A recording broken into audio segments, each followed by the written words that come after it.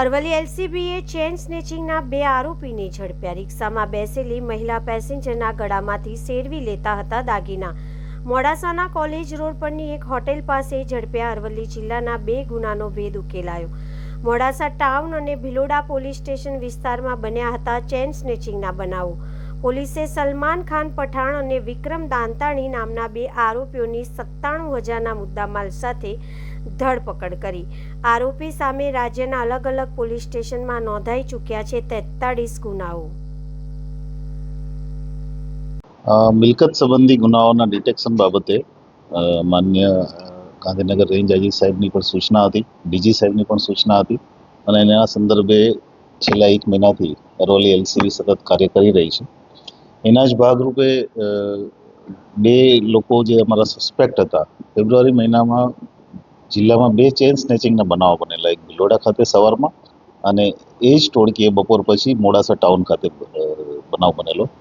આ બંનેમાં જે તે સમયે અનનોન પર્સન વિરુદ્ધ એફઆઈઆર પણ દાખલ થયેલી।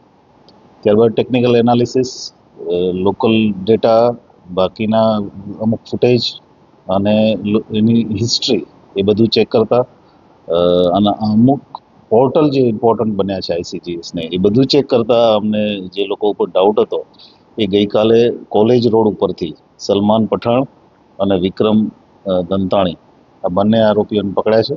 બંને આરોપીઓ પાસેથી આપણે ત્યાં જે ચેન સ્નેચિંગનો બનાવ બનેલો એમાંથી એક ચેન રિકવર પણ કરી છે। આ બંને આરોપીઓ નવસારી ખાતે પકડાયેલા હતા, અગાઉ અરવલ્લી જિલ્લામાં પણ પકડાયા છે 2025માં। આ ટોટલ 4 આરોપીએ આખું અંજામ આપેલો કામગીરીને।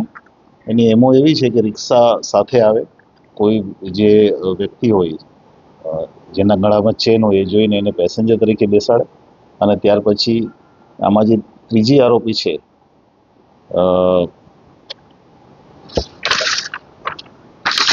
એક લેડી છે, એક આરોપી જે એ બેનની વાતોમાં વળવી અને આશાબેન કરીને અને એક ચોથો આરોપી છે આજીમ મિયા, આ બધા જ ભેગા થઈ વાતોમાં વળવી અને એની ચેન લઈ જાય છે।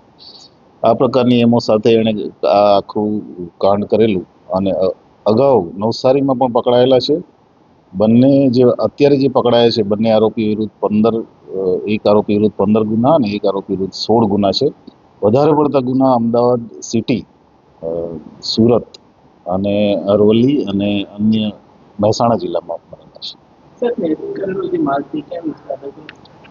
એ અત્યારે તપાસ ચાલુ છે। અમારી પાસે એક ચેન હજી રિકવર કરવાનો બાકી છે। ઉપરાંત 2 આરોપી આમાં વોન્ટેડ છે। બધા જ આરોપીઓ જે છે મહેમદાવાદ ના વતની છે, એટલે બીજા આરોપીઓને જ્યાં સુધી અમે નહીં પકડે ત્યાં સુધી પૂરી ડિટેલ આપને નહીં આપીશું।